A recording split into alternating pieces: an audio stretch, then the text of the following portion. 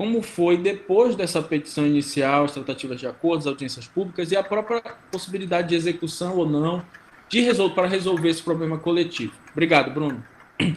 Certo.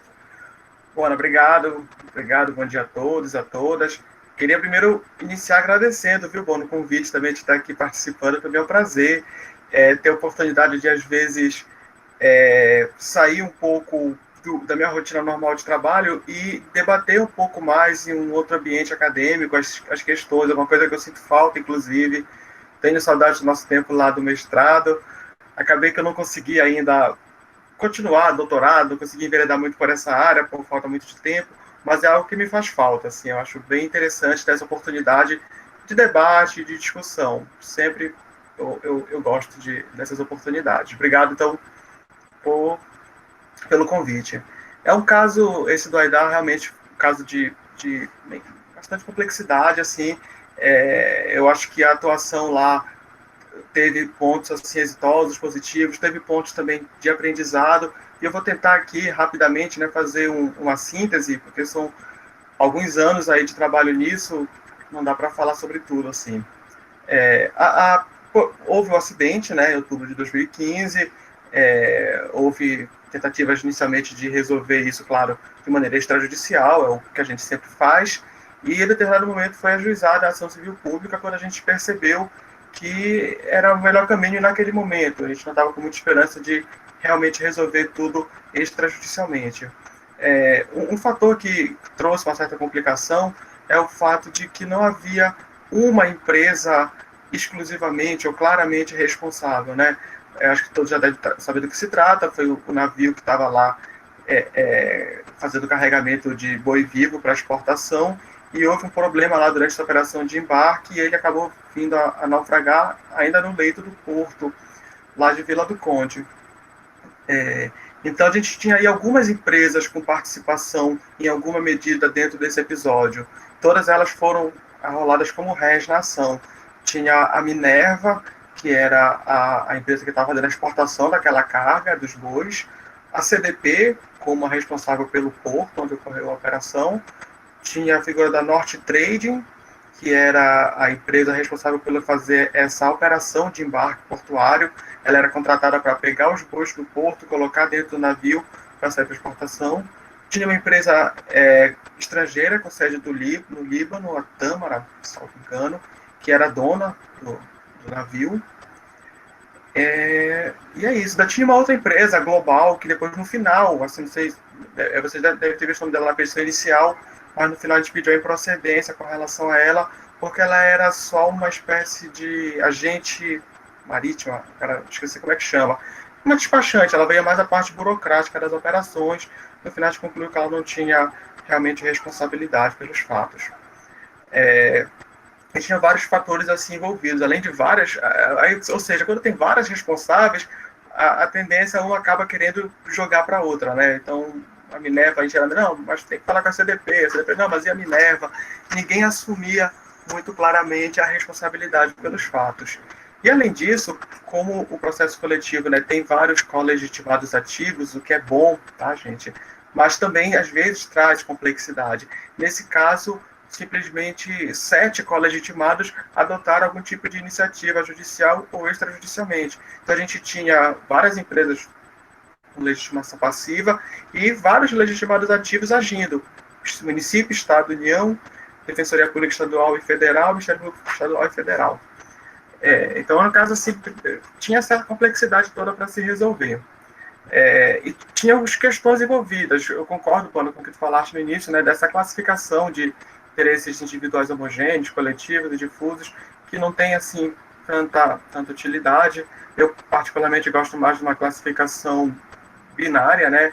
Acho que até o professor Gide também defende isso, de defender direitos realmente coletivos e direitos que são, em sua essência, individuais, mas que podem ser tutelados pela via coletiva.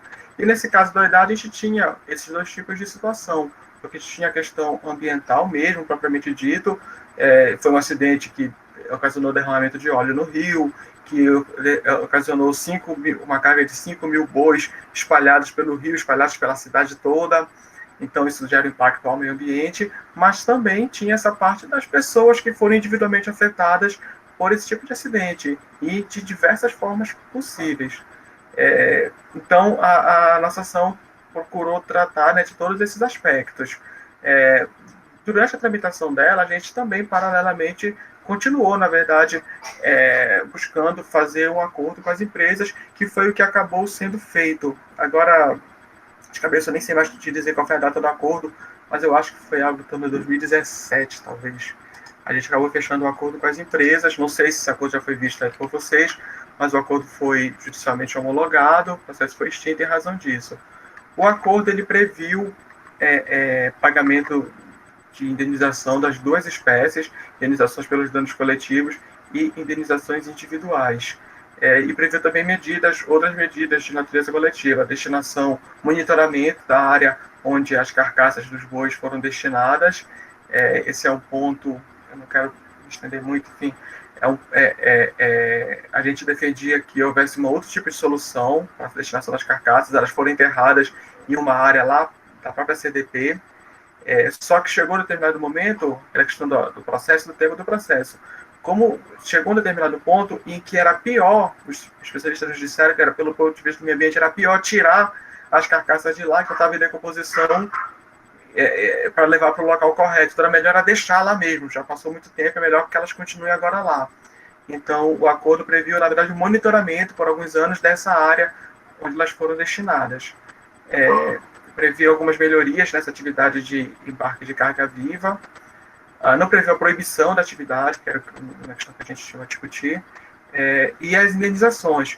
E foi algo bastante complexo e desafiador, principalmente as indenizações individuais, porque a gente, no final, foram cerca de 7 mil famílias que receberam valores, e identificar isso é um negócio, assim, gigantesco, assim, é um trabalho que nos consumiu durante bastante tempo, consumiu uma equipe trabalhando nisso, foi algo bem complicado de se fazer. O que pesou muito, o fato da gente ter tentado incluir essas indenizações individuais no acordo, foi a constatação que a gente chegou de que a nossa ação coletiva teria muito pouca utilidade para os direitos individuais homogêneos, pelo seguinte motivo.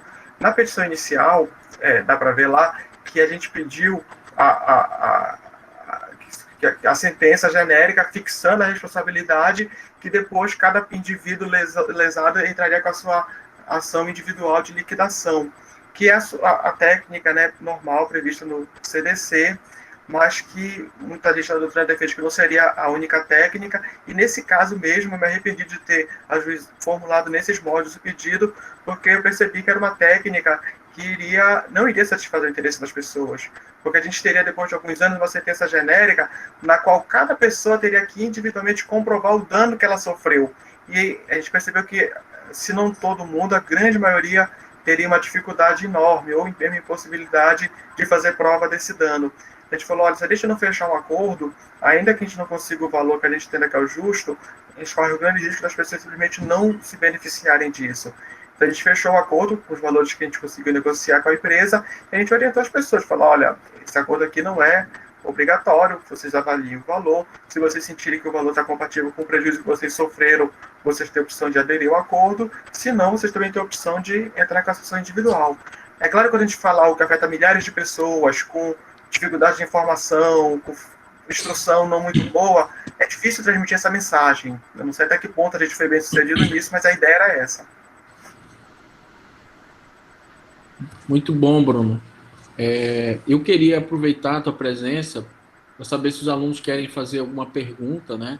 E enquanto vocês podem colocar no chat, gente, ou puxar o áudio de vocês, aproveitar a presença do Bruno, já que uma parte dos alunos vão ter o compromisso 10h30, mas enfim.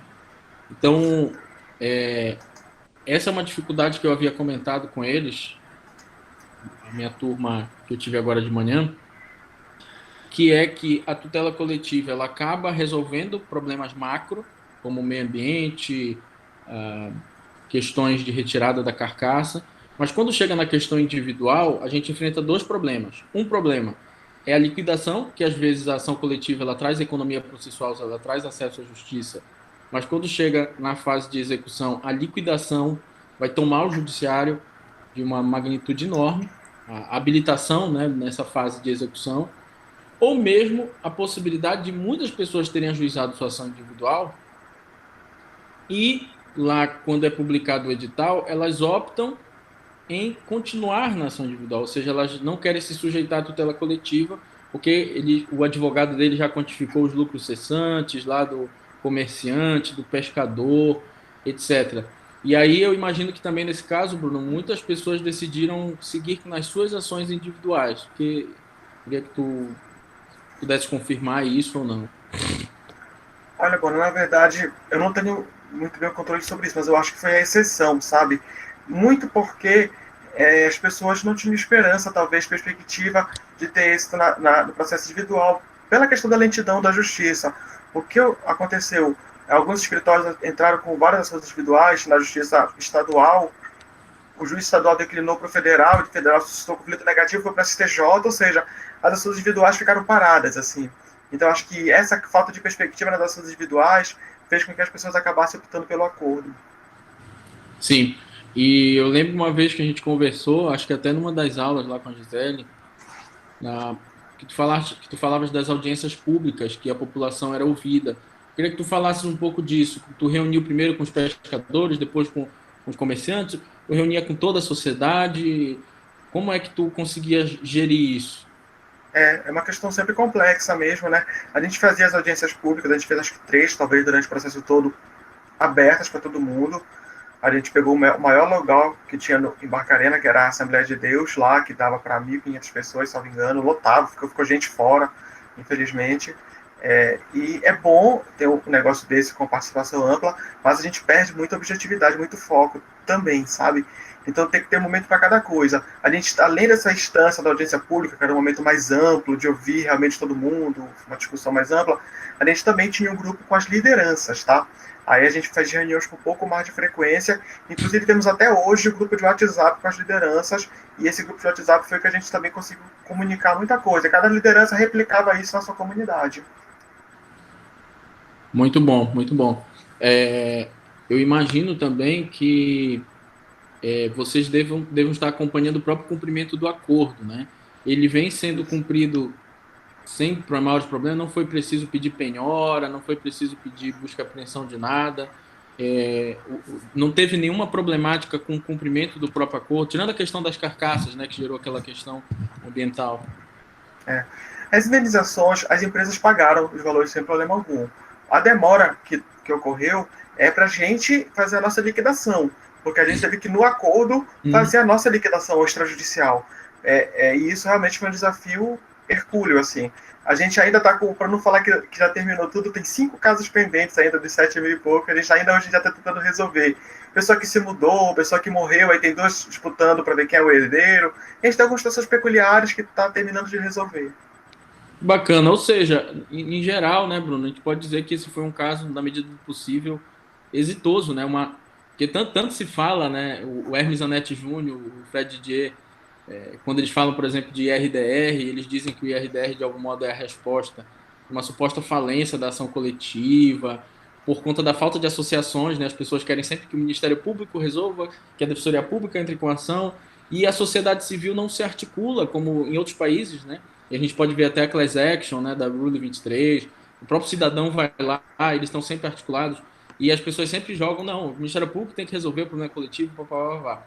E aí, neste caso, a gente vê que mesmo diante de todo esse cenário de críticas que se faz a uma suposta falência da ação coletiva, está aí um exemplo, né, de uma atuação conjunta do Ministério Público Estadual com o Federal, com a Defensoria Pública, que conseguiu arrecadar um dinheiro, conseguiu fazer uma...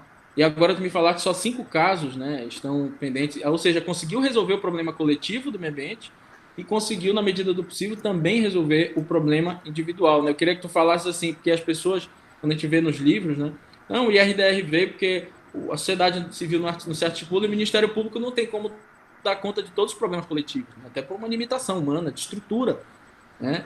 E eu vejo, Bruno, na tua atuação, eu já vi a ação tua discutindo dos juros abusivos de Caixa Econômica, eu já vi a ação tua lá do teu gabinete discutindo questões de resíduo de minério poluindo o rio, e eu vejo assim que não é bem assim. que apesar de que sim seria bom ter mais associações, ter mais mobilização da sociedade, eu vejo que o Ministério Público ainda vem conseguindo resolver pelo menos os problemas mais graves, né?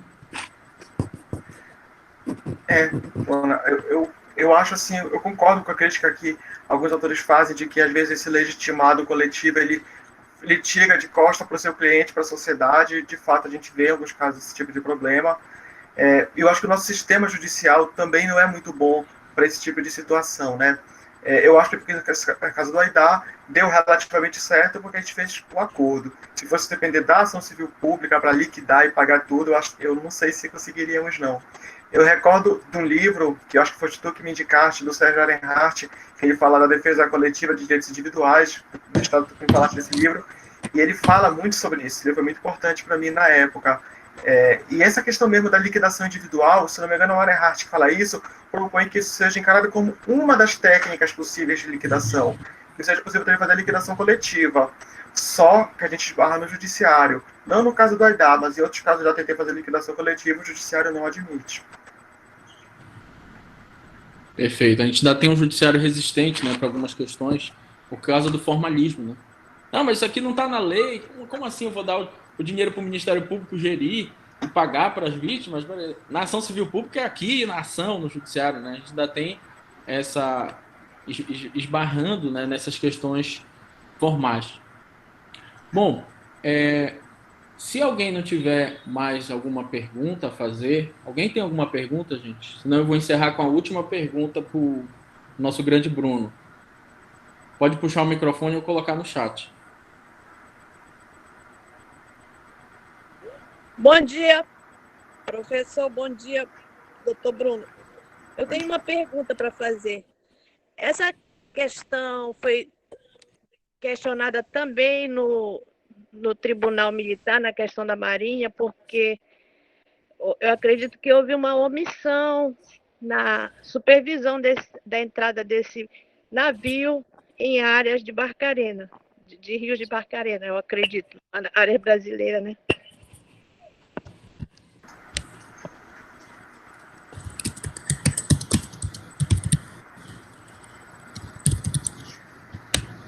Sabe dizer, Bruno, essa parte? Sim, houve um inquérito naval, eu acho que é esse o termo, pela Capitania dos Portos, para apurar essa questão da responsabilidade pelo acidente. Eles chegaram a algumas conclusões lá na época de que houve uma negligência durante o processo de carregamento, a maré estava subindo, ou eles não observaram, houve um problema lá que eles identificaram. A gente entrou com a ação antes mesmo dessa conclusão, eu acho que esse inquérito nem é mencionado na petição inicial, porque como a responsabilidade civil é objetiva, a gente entendeu que não precisava esse tipo de apuração nesse grau para nossas conclusões. Para a parte criminal, sim, eu acho que eles aguardaram o inquérito naval. Perfeito. Vânia, sua pergunta, Vânia. Pode falar.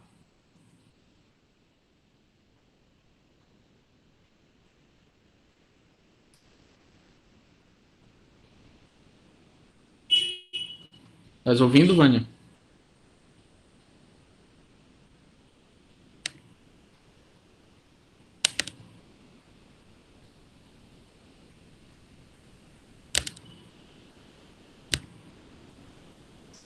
Bom, acho que a Vânia não está conseguindo ligar o microfone. Mas, enfim. E aí, Bruno, para encerrar, muitos aqui, dos nossos alunos, querem ser professores, muitos querem ser juízes, outros advogados, e alguns se encantaram, falaram assim, encantadora ação civil pública, né? Porque realmente é muito bonita a atuação do Ministério Público nessa defesa dos interesses coletivos ou dos interesses individuais, mas que são tuteláveis, né, coletivamente. E aí eu queria que tu falasses realmente sobre a tua atuação. Para quem deseja ser um procurador da República ou para quem deseja ser um promotor de justiça, de forma geral, né, como é o teu dia a dia e a estrutura que tu tem. Eu falei para eles que o Ministério Público não tem concurso para psicólogo, para engenheiro, para arquiteto, porque o procurador precisa, na fase do inquérito, né, esse procedimento administrativo, preparar muito bem, né, a sua atuação. Então, aí, muitos alunos brilharam os olhos, né, com a atuação dessa defesa de direitos coletivos ou direitos individuais tuteláveis coletivamente. Eu queria que tu encerrasses falando da tua atuação, do teu dia a dia, né, parece ser realmente uma atribuição muito bacana. Diga lá, Bruno. Bom, de fato, assim, eu gosto muito do que eu faço, acho o trabalho bem interessante. A gente tem, digamos assim, para dividir a grosso modo, duas linhas assim de atuação. Uma que a gente chama de tutela coletiva, que é essa atuação em favor de comunidades tradicionais, de meio ambiente, de direitos difusos. E também tem uma outra linha mais, digamos assim, repressiva, que é a nossa atuação criminal e a nossa atuação também na improbidade administrativa, que aí a gente já tem uma lógica um pouco diferente de atuação, que é inclusive o que eu faço hoje em dia. Hoje em dia eu estou trabalhando no núcleo de combate à corrupção, mas durante a maior parte do tempo, durante uns bons anos aí, eu trabalhei na tutela coletiva.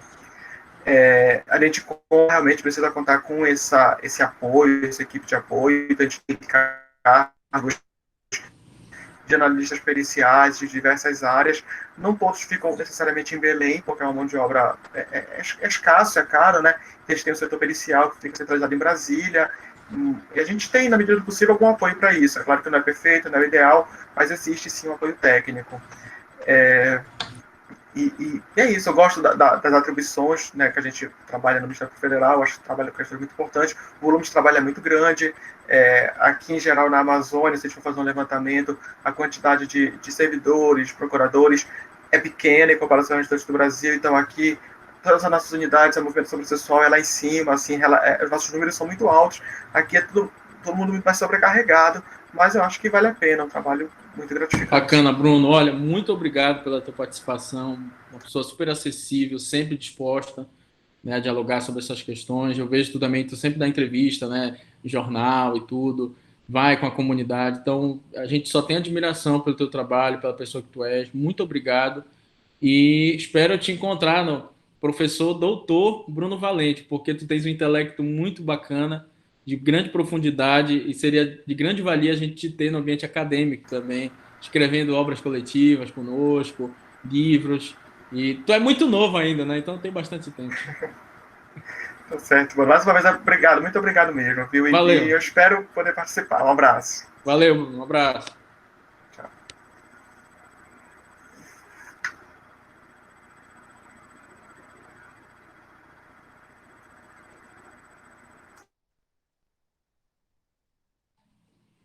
Bom, pessoal, bacana, né, a participação do Bruno. Agora a gente vai ter a saída dos alunos da turma MB, que vão assistir a aula do Fecuri. Obrigado, gente, pessoal da turma MB. Agradeço lá ao professor Fecuri. Agora vocês vão precisar ir para a aula dele. E eu vou continuar aqui com a turma MA. Aliás, com a turma MA. Obrigado, gente.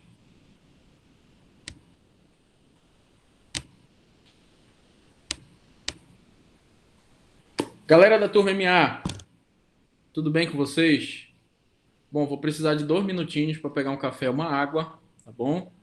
E a gente prosseguir aqui com o nosso assunto, tá bom?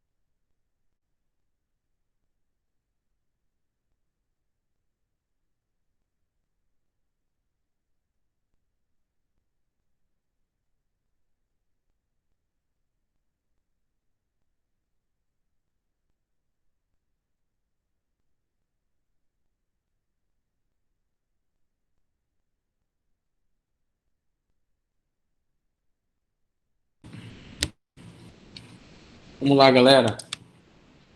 Bom,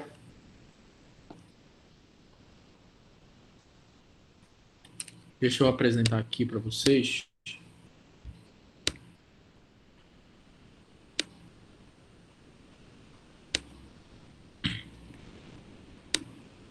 Nosso slide. Algumas coisas que eu falei nas perguntas aí com o Bruno tem a ver com a segunda parte da ação civil pública, né? A segunda parte da aula da ação civil pública. Então, a gente estudou ontem a importância da ação civil pública, né, diante do cenário de problemas de dimensão coletiva, sejam porque são coletivos mesmo, como meio ambiente, por exemplo, patrimônio histórico, sejam porque são coletivos, porque são individuais, mas que podem ser resolvidos de uma única vez, numa única ação, né, que são os direitos individuais, mas que são tuteláveis, né, coletivamente. Vimos que a tutela coletiva é uma espécie de legitimidade extraordinária, porque um dos legitimados na lei, como associações, união, município, defensoria pública, ministério público, eles podem defender interesse alheio. E vimos o quão é importante a ação civil pública para a promoção de certos princípios, né? Como do acesso à justiça, da economia processual e do equilíbrio de paridade entre as partes. Vimos as classificações que se tem nos manuais, mas, principalmente, analisamos casos concretos, né? Hoje a gente só tem 2 casos concretos para analisar, tem a ver com o assunto que eu vou tratar agora. Então, olha só, gente. Que tipo de objeto pode ter ação civil pública?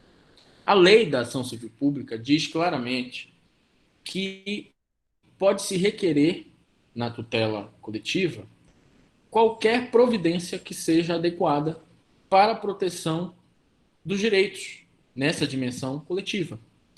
Então, a doutrina diz que então eu posso pedir ou condenação e obrigação de fazer e não fazer, entrega de coisa, indenização por dano material ou moral. Então, vamos aos exemplos.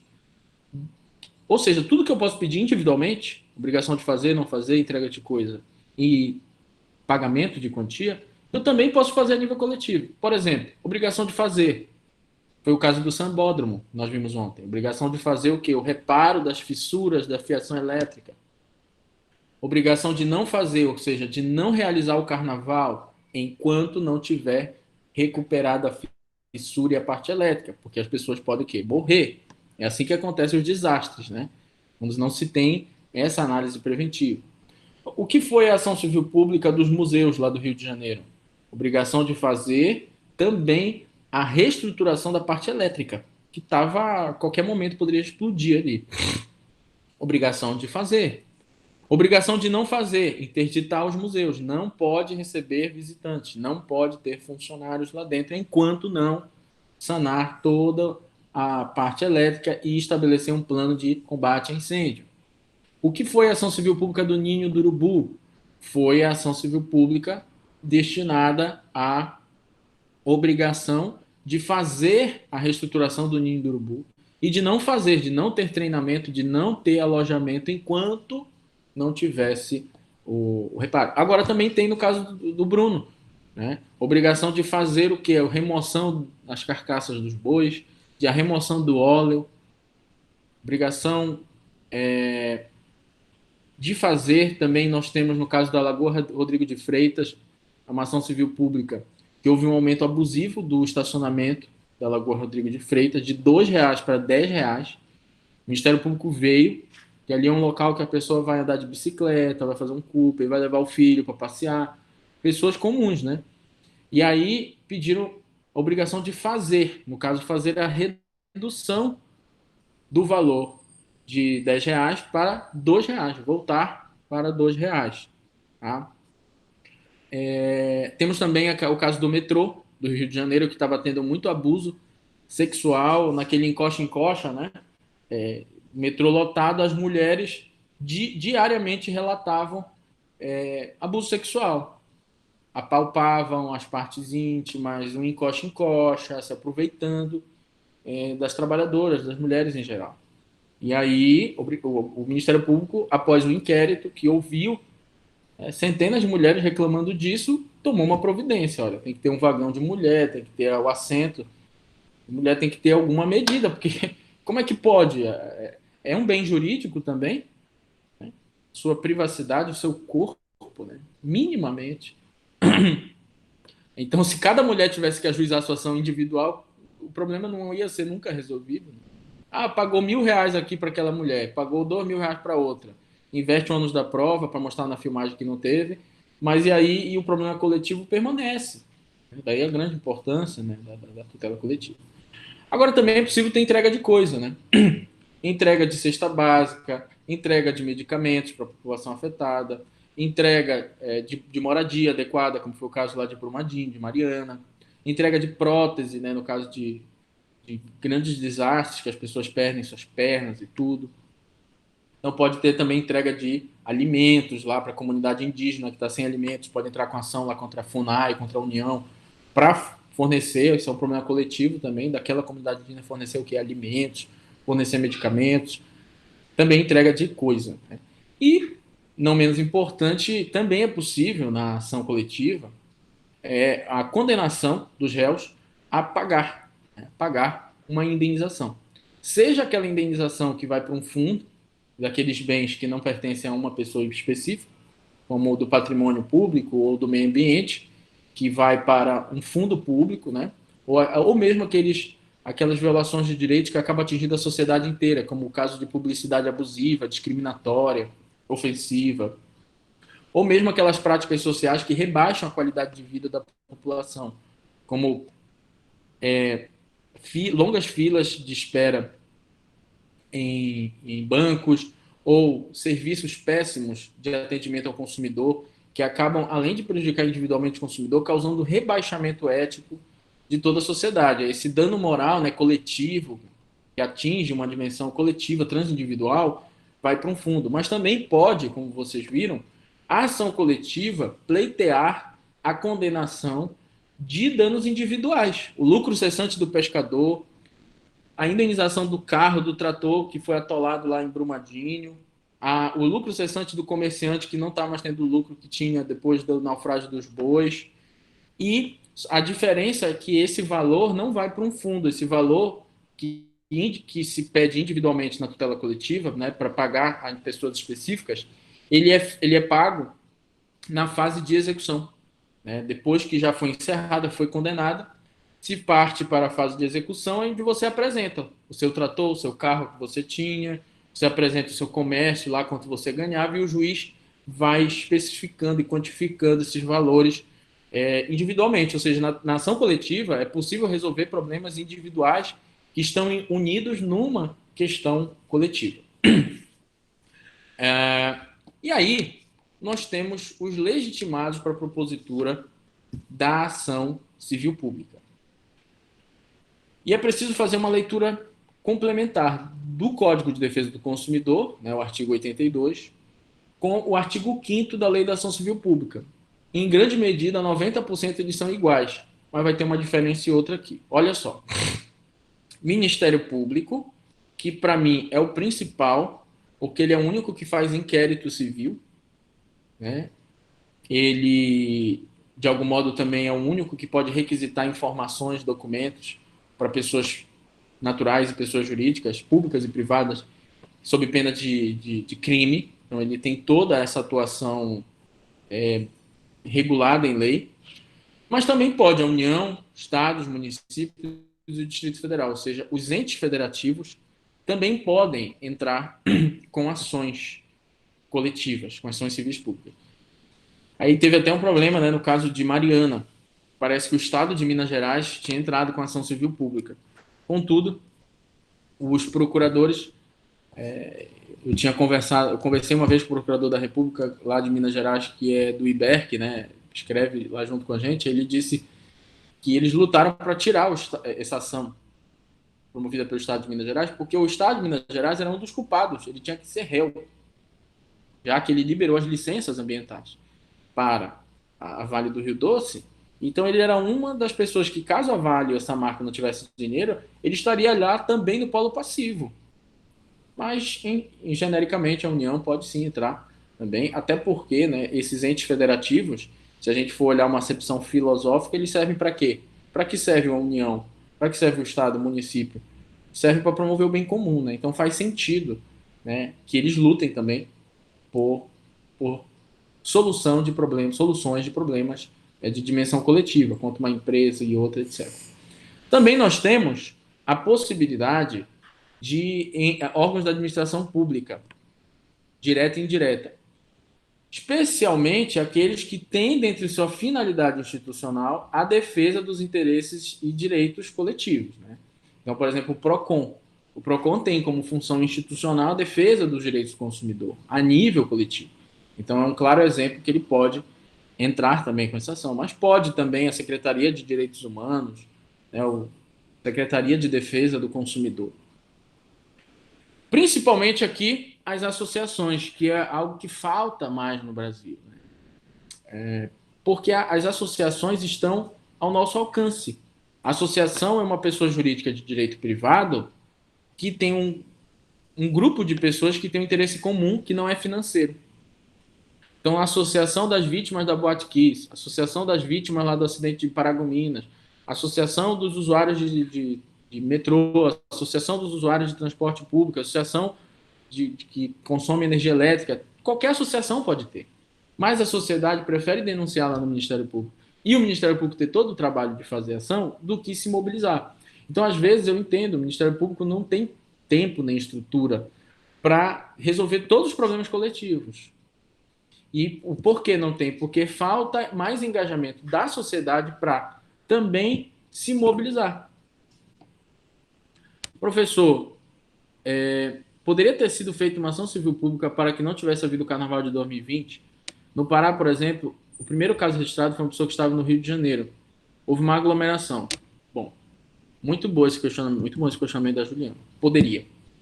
Tá? Toda vez que há um risco à saúde, há um risco a bens, sejam difusos mesmo, na essência da coisa, como patrimônio, histórico, meio ambiente, ou sejam mesmo bens individuais, como a saúde, a integridade física, mas numa dimensão coletiva, sempre é possível ter ação civil pública, porque esses são bens protegidos juridicamente. Sempre é possível.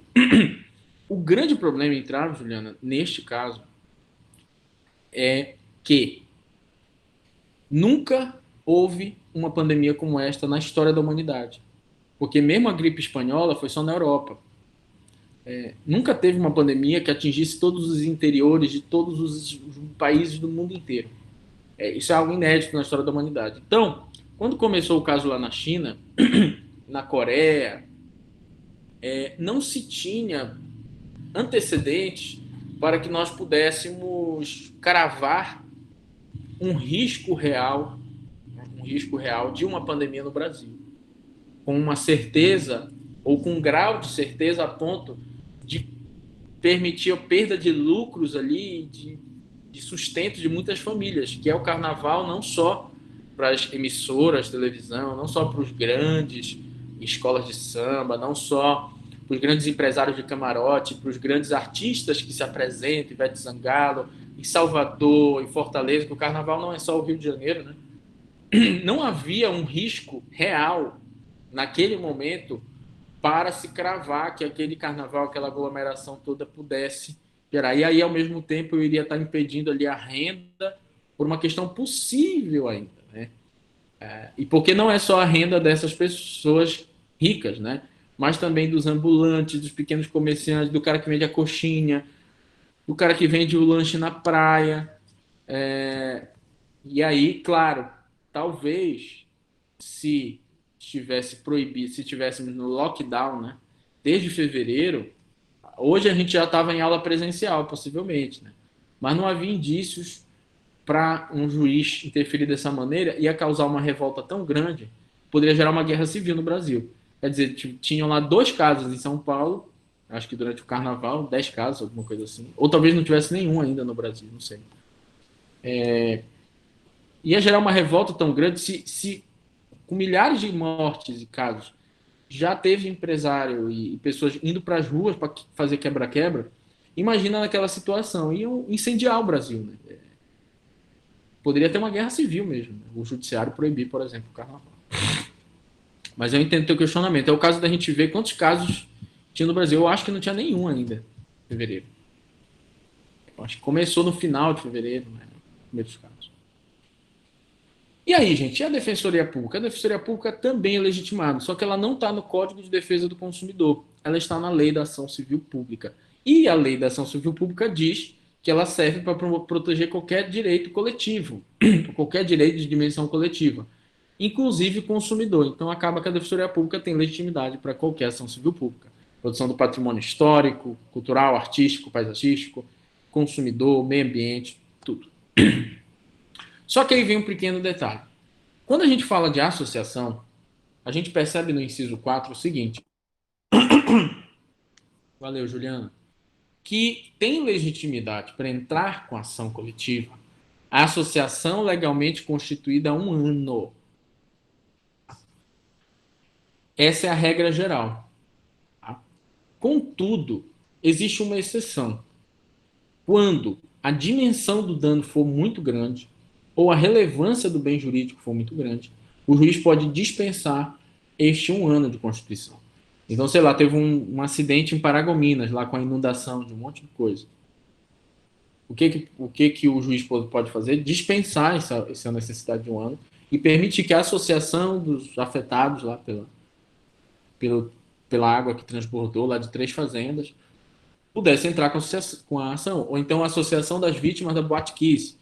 Não dá para esperar um ano, né? E é por isso que a Lei da Ação Civil Pública diz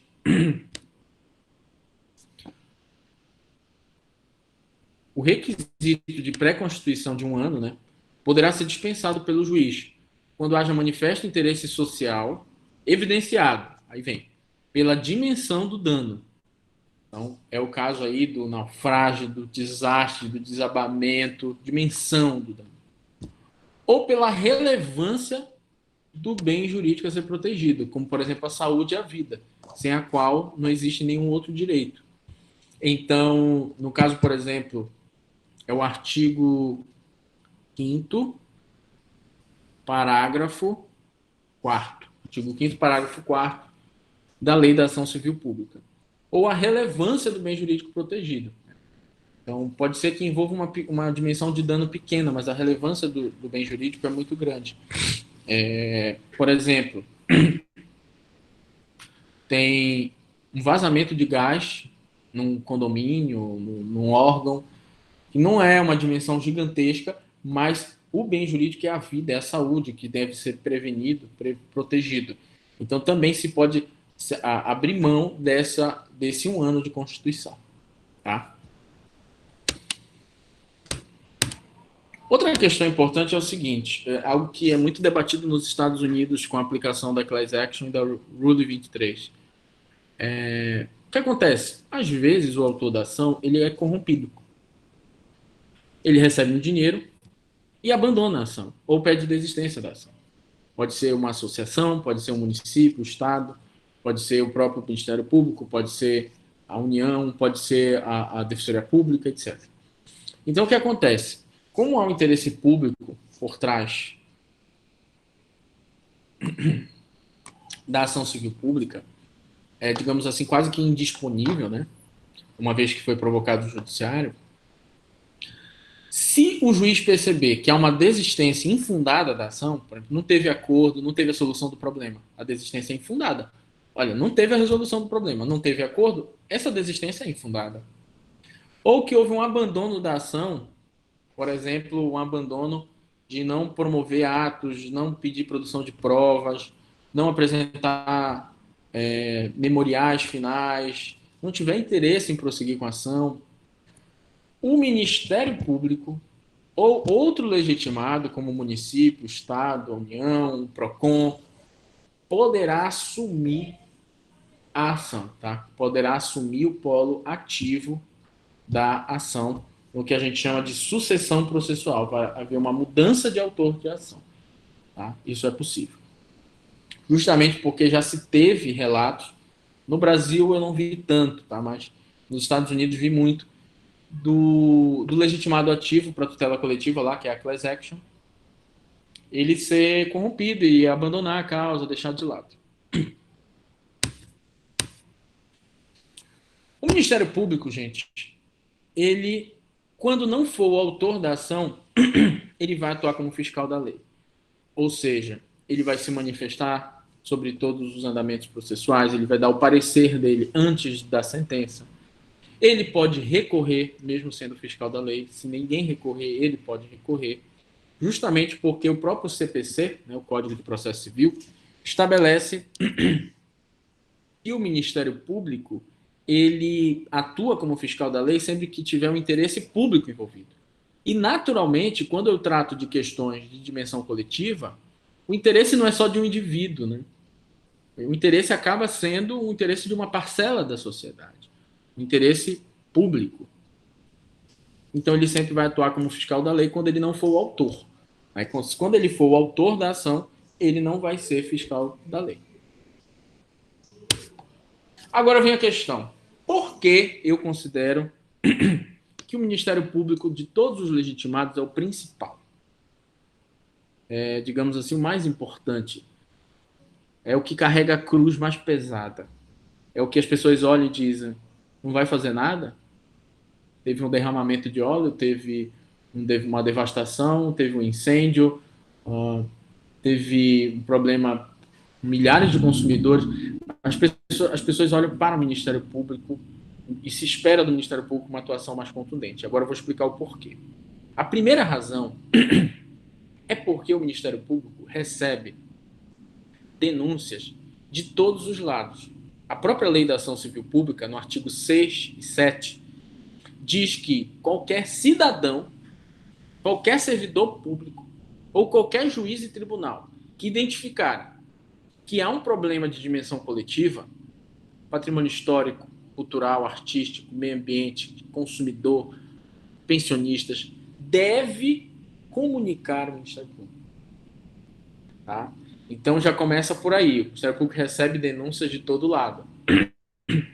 Ninguém vai na União, no Estado, denunciar uma questão dessa.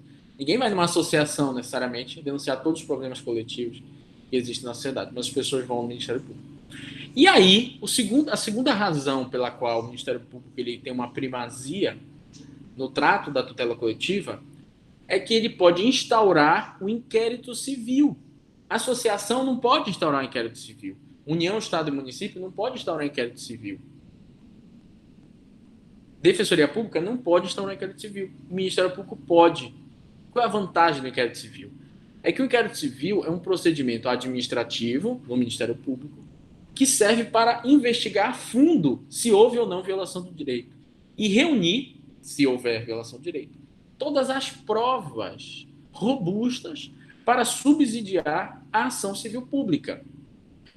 Isso implica em que, durante essa fase de inquérito, ou seja, que a ação civil pública não foi ajuizada ainda, o Ministério Público pode requisitar de qualquer pessoa natural ou jurídica, pública ou privada, certidões, documentos, tá? Informações, e pode realizar perícias das mais diversas possíveis, através do seu corpo técnico. E pior do que isso, se a empresa ou se a pessoa natural se recusar a fornecer informação ou documento, isso é crime. Então, olha a força que o Ministério Público tem. Está lá no artigo 10 da Lei da Ação Civil Pública. Constitui crime a recusa, o retardamento ou a omissão de dados indispensáveis para a propositura da ação civil pública, quando o Ministério Público requisitou. Então, o Ministério Público requisitou a lista dos fornecedores lá do município de Ananindeua, do município de Barcarena, que ele está investigando sobre superfaturamento de obra. O Ministério Público requisitou um relatório de todos os produtos que foram adquiridos pelaquela empresa lá para equipamento de produção de trabalho. O Ministério Público requisitou para aquela empresa de navegação qual a procedência dos bois, né? Quem ia comprar os bois, quer a cópia dos contratos, da nota fiscal, quer saber quem é o veterinário dos bois, quer saber quem é o comandante do navio. E é crime não fornecer essas informações. Então, isso fortalece a atuação do Ministério Público. Tá? E uma vez um cliente meu me ligou dizendo assim, tô lascado. recebi um ofício do Ministério Público que há um inquérito civil preparatório para uma ação civil pública. Ele quer saber todos os serviços que eu prestei para um ente público. Era uma empresa que foi contratada para um ente público. Ele quer saber todos os serviços que eu prestei nos últimos anos, nos últimos 3 anos, 4 anos, 5 anos. Eu disse para ele, fornece. Quem não deve, não tem. Não, mas eles podem querer encontrar alguma coisa. É crime não fornecer. Você vai ter que fornecer as informações de todos os serviços que você prestou ao poder público. Aí, se quiser inventar uma historinha fiada, contrate outro advogado. Porque é crime. O Ministério Público está pedindo, tem que fornecer. Tá? Outra vez, um outro cliente meu me ligou dizendo assim, o Ministério Público mandou um ofício de um inquérito civil aqui. Eles querem saber todos os consumidores que compraram apartamento nessa construtora. E quanto já pagaram e tudo. Tem que fornecer. Não tem opção, tá? É crime não fornecer essas informações.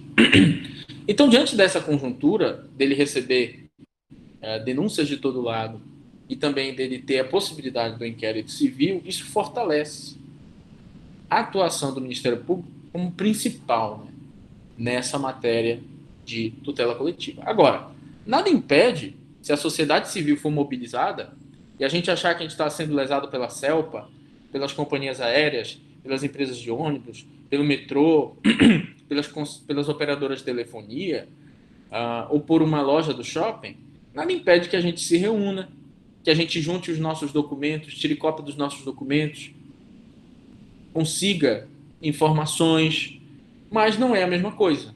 Tá? Pode ser que a gente consiga até de uma forma robusta, mas não é a mesma coisa. Por exemplo, no caso lá de Paragominas, foram 3 barragens que se romperam e geraram todo aquele dano lá que vocês viram em Paragominas, que devastou várias casas, carros, etc.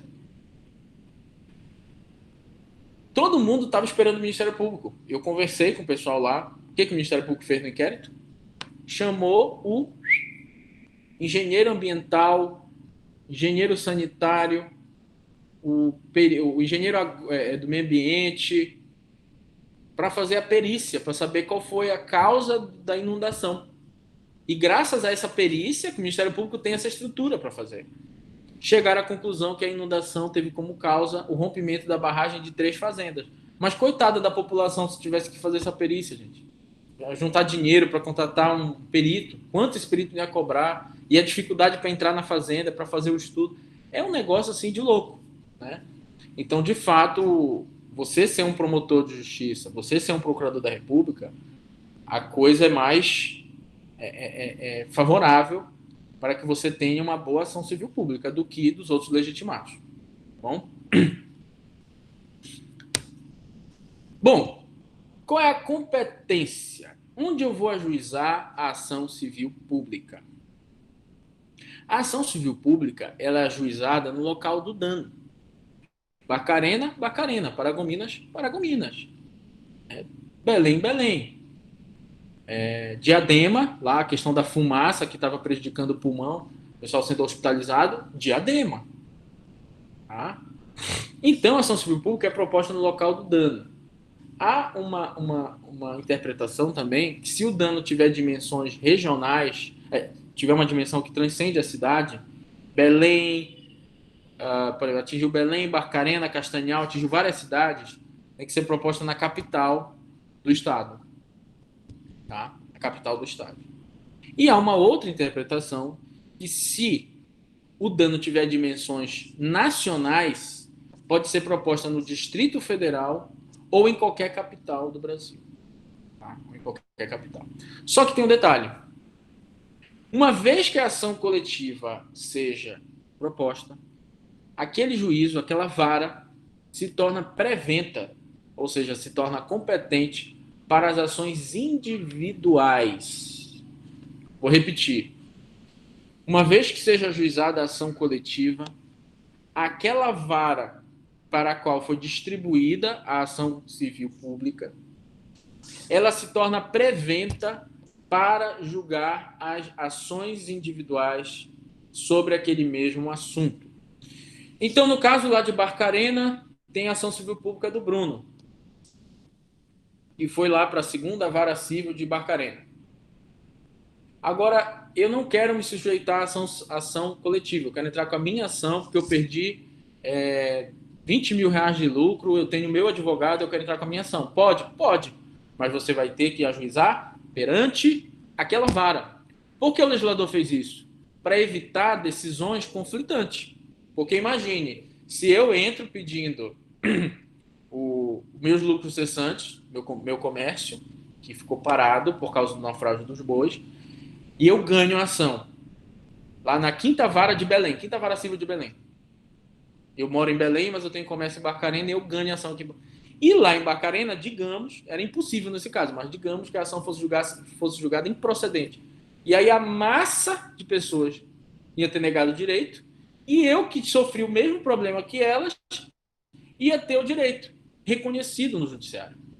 Então isso causa insegurança jurídica, isso viola a igualdade, enquanto também um bem de estatura constitucional, do direito que o cidadão, que o jurisdicionado tem, de ser tratado da mesma forma perante o judiciário.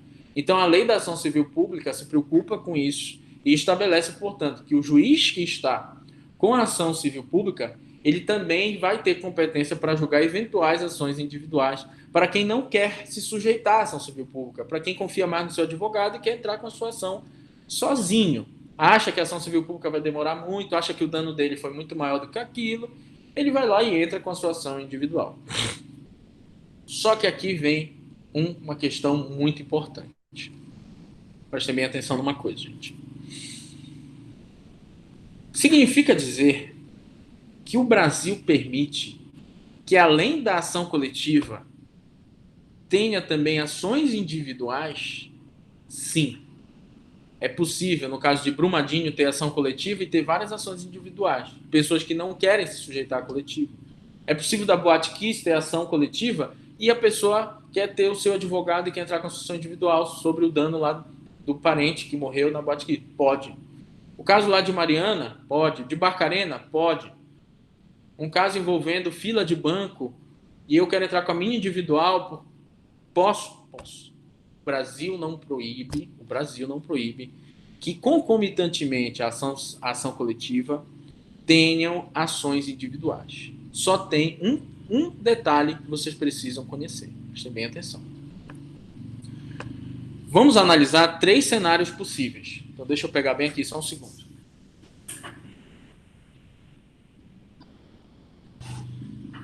Aqui, ó. Primeiro cenário, segundo cenário, terceiro cenário. Olha só. O primeiro cenário possível, preste bem atenção. Eu sou um pescador de Barcarena, e tem a ação lá do Bruno, que acabou de falar com vocês, que pede uma indenização para os pescadores lá dos lucros cessantes. E eu simplesmente não faço nada. Eu fico na minha casa, tenho uma aposentadoria e tal, não faço nada. Eu não faço nada, esse é o primeiro cenário. Eu sou vítima, eu perdi a possibilidade de continuar pescando naquele porto, mas eu não tomo nenhuma medida, nenhuma. E a ação coletiva vai, condena, e agora tem um dinheiro lá para receber. Chega a fase de execução, é publicado um edital, né, que possibilita que as vítimas se habilitem. Se na tutela coletiva tem algum valor a ser pago individualmente. Para quem comprou o Honda Civic, para quem comprou o liquidificador, para quem é pescador, para quem perdeu seu carro. Neste cenário, o que acontece? Eu, vítima, posso me habilitar na fase de execução, comprovando que eu sou o pescador de Barcarena, com documentos mínimos possíveis, e o juiz vai permitir a minha execução. Ou seja, eu resolvi o problema coletivo, mas na fase de execução a vítima tem que se habilitar, se tiver uma parcela de um valor individual. Então a vítima vai lá e se habilita. Tá? Perfeito. Sem problema. Se ele não quiser se habilitar também, ótimo. Neste primeiro cenário, é o que diz o nosso artigo aqui do CDC, mas isso vale para qualquer direito coletivo. Aqui, ó.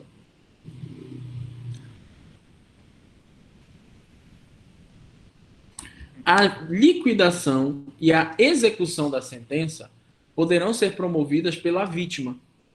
Então, olha o que acontece. O Ministério Público, a Defensoria Pública, as associações entram com ação coletiva. Ótimo. E eu estou aqui na minha sem fazer nada. Não tem problema. Quando tiver a sentença e ela for favorável, e tiver lá dizendo que vai devolver o dinheiro de quem pagou essa cláusula abusiva, que vai pagar o lucro cessante do pescador e do comerciante, que vai pagar o carro que foi atolado lá em Brumadinho, eu tranquilamente, tranquilo e calmo, vou me habilitar. E vou receber.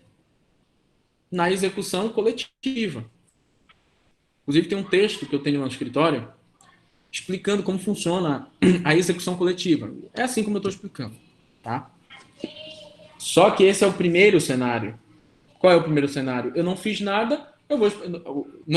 Ele não é legitimado extraordinário, ele não é um substituto processual, então eu não vou fazer nada, eu vou esperar. Ele está substituindo a coletividade. Quando tiver a sentença, eu vou lá e me habilito. Beleza, essa é a primeira situação.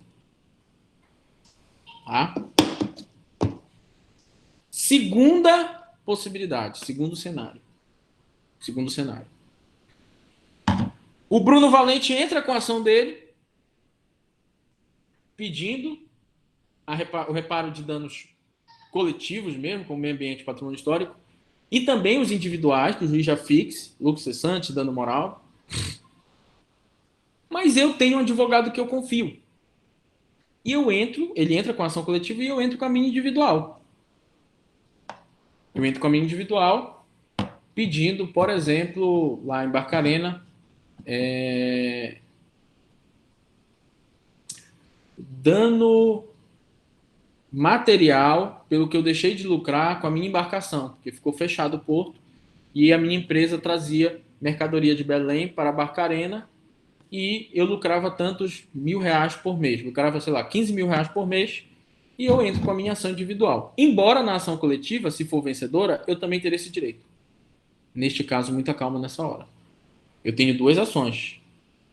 Aí, meu amigo, dois corpos não podem ocupar o mesmo lugar no espaço. Verdade? Nem mesmo os átomos. São as menores partículas, até onde eu sei. São as menores partículas. Nem mesmo os átomos podem ficar no mesmo espaço. Tanto é que foi assim que foi inventada a bomba atômica, né? Foi assim que foi inventada a bomba atômica, né? Porque é um rebuliço lá dos átomos, e eles não conseguem ficar junto, a fissura. Então não tem como. As duas coisas, quer dizer, não tem como eu receber dinheiro aqui e receber dinheiro aqui. Aí é que vem o segredo. Quando é ajuizada a ação coletiva, todos que entraram com a individual são intimados, são informados. E eles vão precisar fazer uma escolha. Se querem se submeter à ação coletiva ou querem se submeter à ação individual. Tanto é verdade que o artigo 94 diz que proposta a ação coletiva será publicado no edital, porque essas vítimas podem até se habilitar como litisconsorte. E por meio de comunicação social, divulgação ampla, inclusive pode ser em jornais, né, revistas, diário oficial, vai ser publicado no órgão oficial o edital, e o juiz ainda vai cuidar de fazer uma comunicação ampla. Só que tem um detalhe. Bem aqui, ó,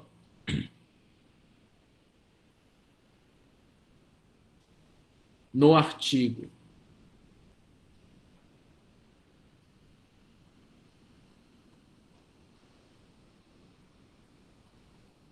vou mostrar aqui para vocês.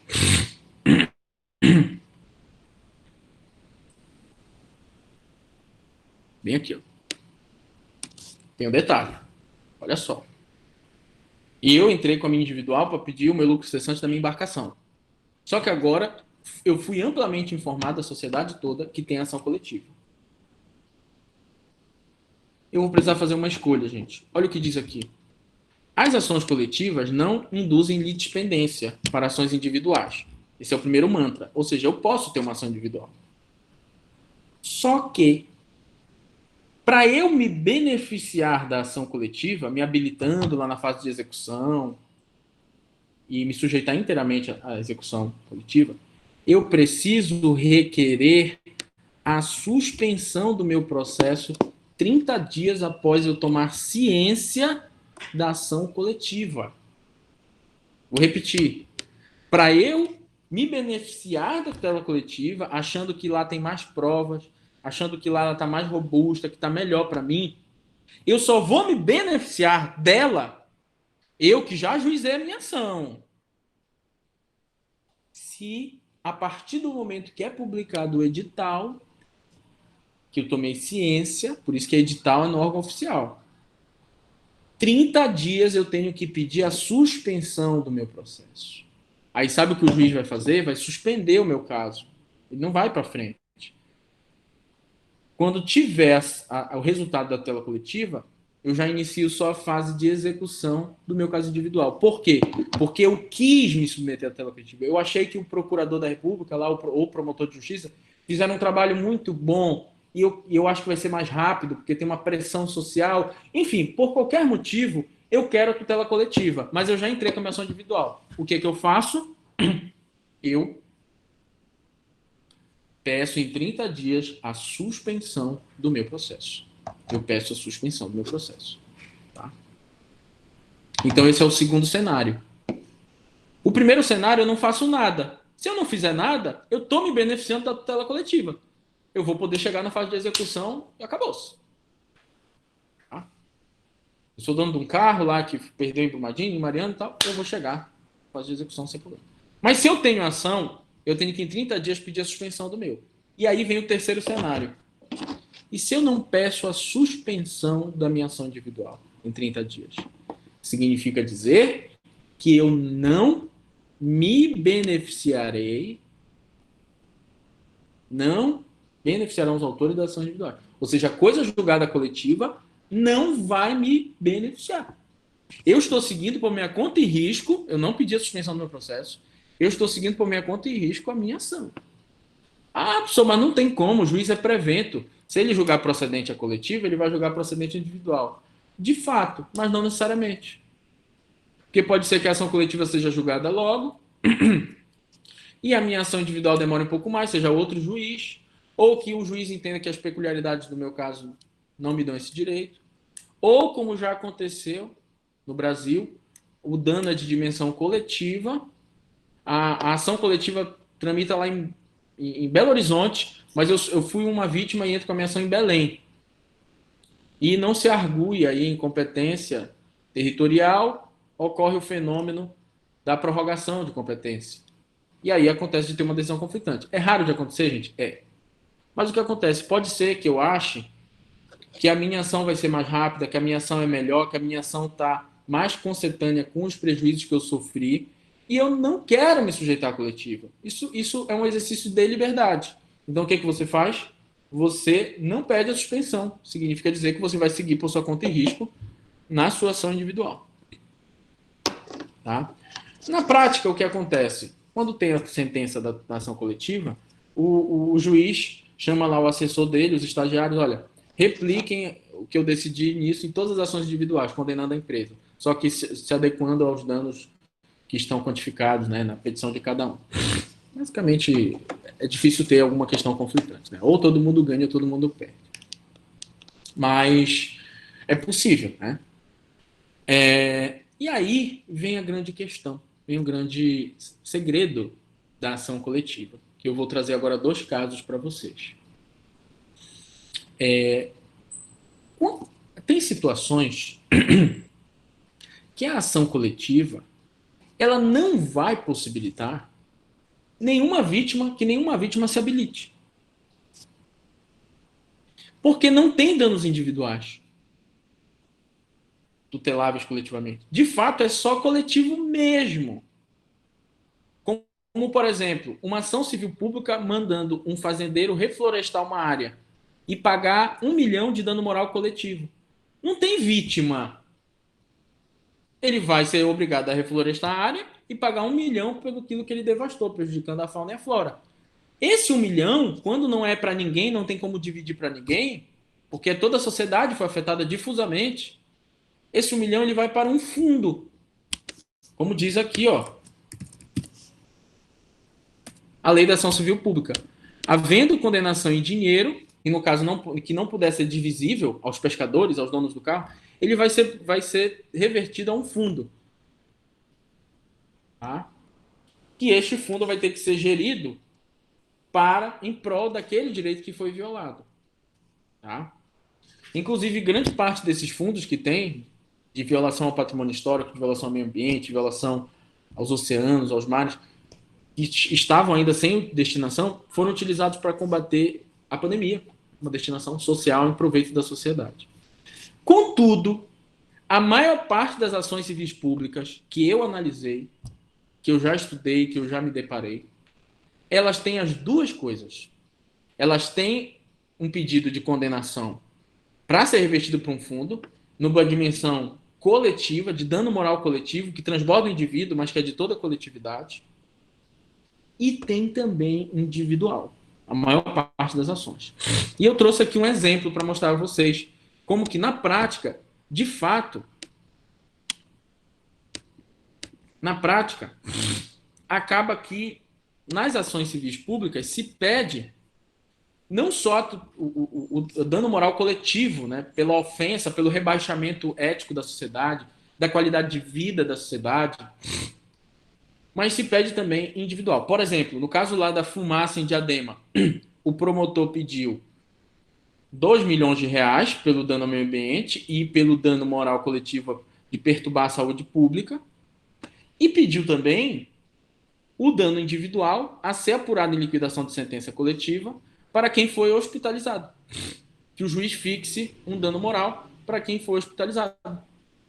Então eu tenho as duas coisas. E na hora da execução, eu vou ter a execução do valor, lá contra aquela fábrica que vai para um fundo, porque não é de ninguém, é da sociedade difusamente considerada. E eu tenho também a possibilidade de execuções individuais, daquela parcela da sentença que diz quem tinha um carro, quem tinha um mercado, quem tinha uma moto, quem foi hospitalizado, vai receber tanto. E aí eu vou me habilitar na fase de execução. Então, um exemplo para mostrar aqui para vocês, muito legal, é este exemplo aqui do Ministério Público do Rio de Janeiro. Quem aqui conhece, né, a Lagoa Rodrigo de Freitas, foi exatamente sobre isso. A Lagoa Rodrigo de Freitas, que é belíssima, né? Ela é um ponto turístico, mas que também, ao mesmo tempo, as pessoas que moram no Rio de Janeiro vão para lá para Rodrigo de Freitas andar de bicicleta, fazer Cooper, levar o filho para tomar um sorvete, para passear. A Lagoa Rodrigo de Freitas é um ponto turístico belíssimo, né? Ali de frente para o mar. Só que o que aconteceu? Aconteceu isso aqui, ó. Foi instaurado um inquérito que se verificou um aumento abusivo do preço do estacionamento. Inicialmente era R$2, passou a ser R$10. Então, quer dizer, eu vou todo dia fazer Cooper lá na Rodrigo de Freitas. Todo dia. Quer dizer que no mês eu vou gastar R$300. Acho que dá isso, né? Por dia R$10. R$300. Por mês eu vou gastar R$300. R$10 por dia. E aí, isso é uma prática abusiva nas relações de consumo. Por quê? O aumento elevado de preços, a elevação elevada de preços sem justa causa,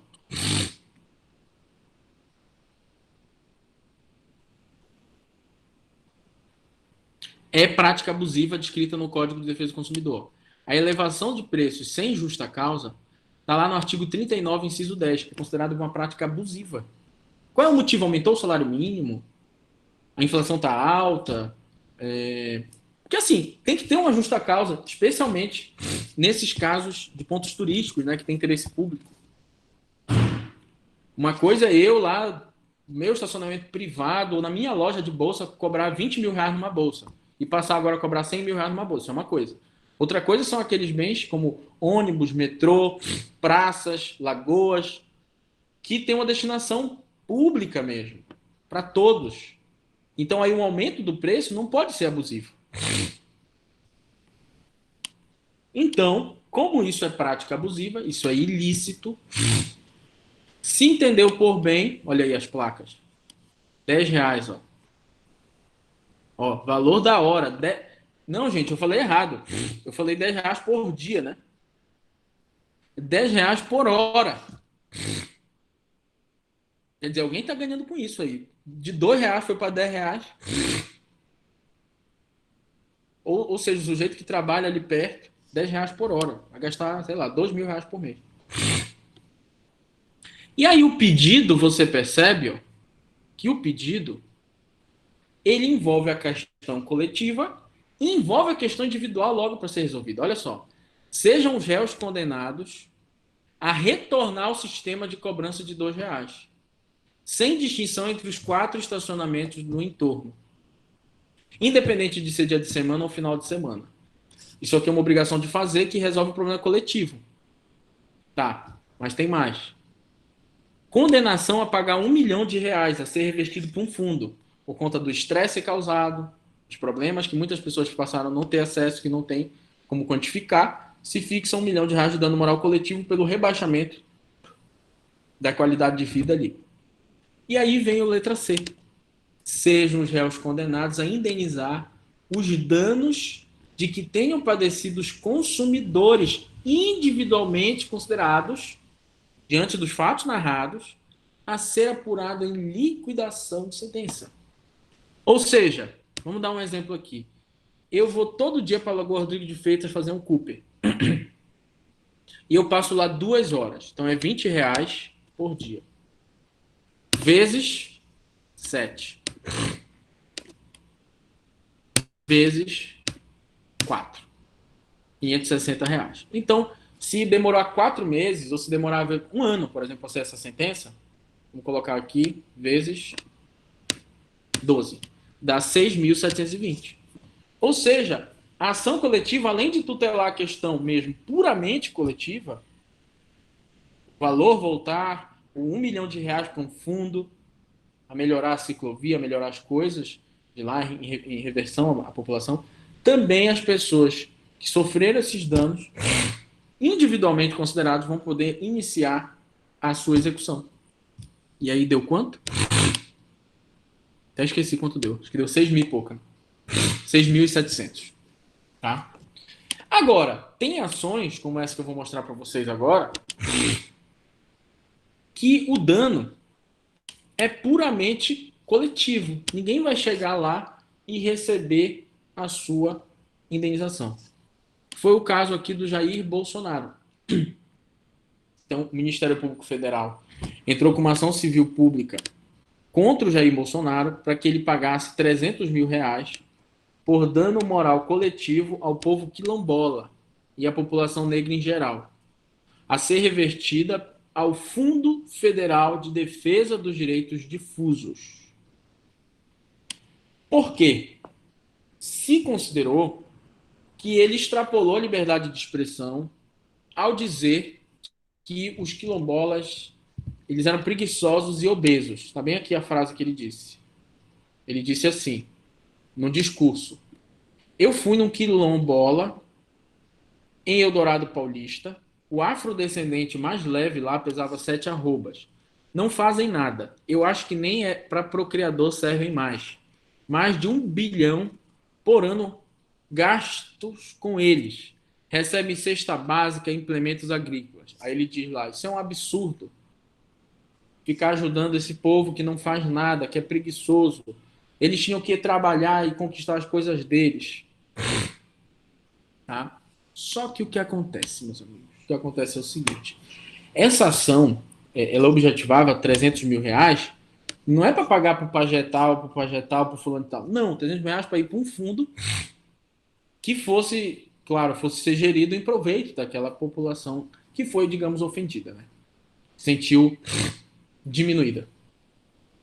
O grande detalhe aqui é que a sentença de primeiro grau condenou o Bolsonaro a pagar R$ 50 mil. Tá bem aqui, ó.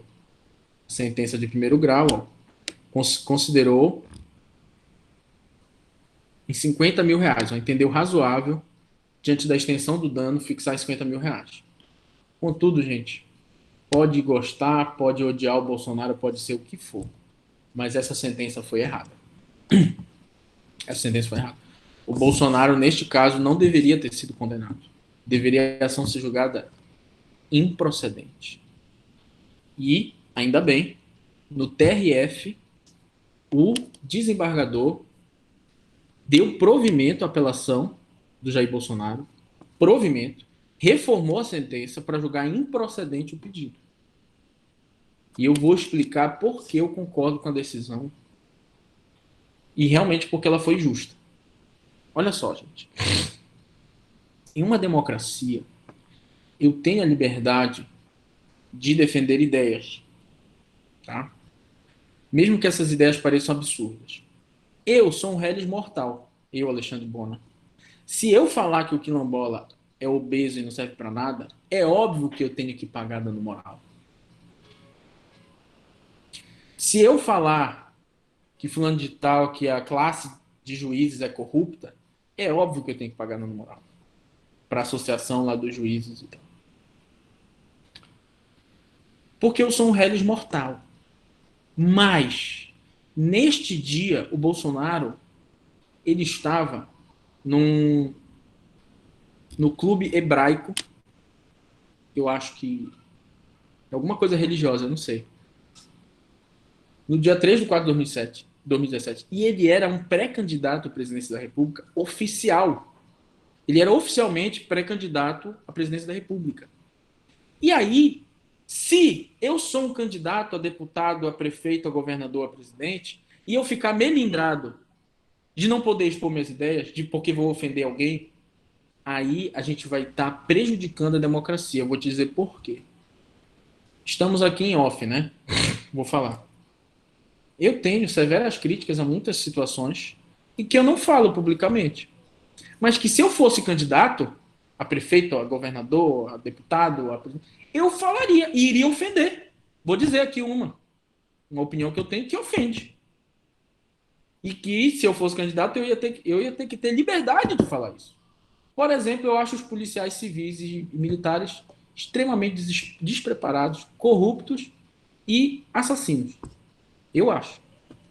Eu acho que a cultura... Isso, em alguma medida, talvez essa safra nova, uma boa parte, talvez, da polícia civil e militar, seja proba, correta, não envolvida em milícias. Mas, em geral, eu sei pela minha vivência, eu não tenho provas, mas eu sei pela minha vivência, que muitos policiais são corruptos, são despreparados, não sabem nem o que são direitos humanos, e muitos matam e cometem mais crimes do que os próprios bandidos. Então vamos supor que seja um projeto político meu reestruturar a polícia dentro de uma cultura de direitos humanos, que é o que acontece nos países, na Suécia, na Dinamarca, na Holanda. A polícia não combate a pobreza, né? Porque o que acontece no Brasil é que a polícia combate a pobreza com violência. A pobreza é combatida com violência. Eu iria propor um projeto de construir mais escolas, mais quadras, mais museus, mais cinemas, mais escolas de música nas favelas, nos bairros pobres. Esse seria o mote da minha campanha. E eu iria meter a boca no trombone falando mal da polícia. Isso ofende os policiais, gente? Porque, assim, eu chamar alguém de gordo que não faz nada, que não serve para procriar, ofende. Eu dizer que a polícia é corrupta, assassina, etc., ofende. Mas se eu ficar tolhido de falar isso, acabou a democracia, gente. Então, por mais que a gente ache absurdo, assim como muitas pessoas acham absurdo o que eu falo, aliás, que eu não falo, né? Porque eu não sou candidato, e aí sim eles vão se sentir ofendidos e vão poder tomar medidas judiciais nesse ponto. Muitas pessoas acham absurdo também a fala do Bolsonaro, como eu acho absurdo a fala dele. Demonstra o mínimo, demonstra um desconhecimento absurdo de pilares metodológicos de antropologia, de sociologia, de livros básicos de saber local do Goethe. Mas ele nunca vai ler Goethe, porque quem lê Goethe é quem faz doutorado, né? Ele nunca vai ler Goethe, ele nunca vai ler antropologia, ele nunca vai entender qual o valor que tem a terra, qual o valor que tem os ancestrais, qual o valor que tem manter aquela cultura protegida e qual o valor que tem o Estado auxiliar em uma realidade de um país que foi tomado pelos portugueses, de algum modo os indígenas e quilombolas exterminados, que os poucos que têm, ainda assim, uma cultura diferente da nossa, mas uma cultura que tem um extremo valor para a dignidade daquelas pessoas. Então, assim, o Bolsonaro não vai nunca ler um livro desse, né? Eu discordo da opinião dele, mas por incrível que pareça, o projeto político do Bolsonaro envolve explorar economicamente terras indígenas. Está escrito no programa de governo. Integrar os indígenas e os quilombolas à nação, que eles trabalhem, que eles tenham carteira assinada. E para justificar isso, ele diz que eles são preguiçosos. Ofende? Ofende. Mas a liberdade de expressão de alguém que é candidato a um cargo político deve ser maior. E é exatamente isso que diz o desembargador federal. Vou mostrar aqui para vocês. Não pairam dúvidas de que o réu, atendendo o convite da comunidade judaica para proferir palestra no Teatro Clube Hebraico, em Laranjeiras, ali esteve na condição de deputado federal. Mas, na época, ele era pré-candidato à presidência da República pelo Partido Social Cristão, PSC. Tá? E aí vem o linguajar inculto, tom jocoso, a tentativa de arrancar risadas da plateia são características que têm sido utilizadas de forma reiterada, não apenas pelo réu, mas por vários outros membros do Legislativo, como forma de angariar simpatias, apoios e votos para predições políticas. Ora, se considerável parcela do eleitorado brasileiro se deixa seduzir por candidato com o perfil do réu, cuja autopropalada ignorância sobre economia e qualquer outra matéria para a grave crise que assola o país, e cujo discurso vazio de propostas efetivas para grandes problemas nacionais se fazem compensar por gracejos de piadas, ataques a minorias e frases de efeito enaltecendo preconceito e intolerância, não deixará ele de usar tais artifícios para alcançar seus objetivos políticos, normalmente porque, sabidamente, estará dando voz a uma parcela nada desprezível de eleitores que se alinham à sua conduta e comungam do seu ideário e princípios. Tá? E aí,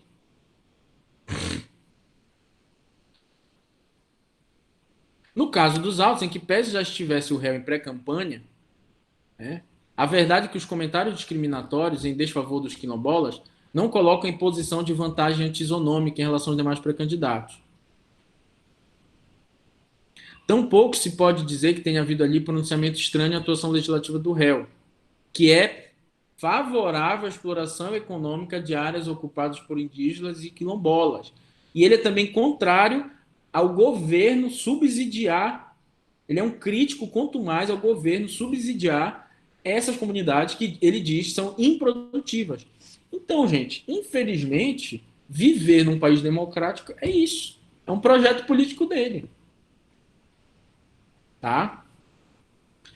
E aí, cumpre conhecer, prover para julgar improcedente a ação. Não sei qual a opinião de vocês sobre este caso, mas, de fato, eu acabo concordando com a decisão do TRF. Alguém quer falar alguma coisa, expor sua opinião, tirar alguma dúvida?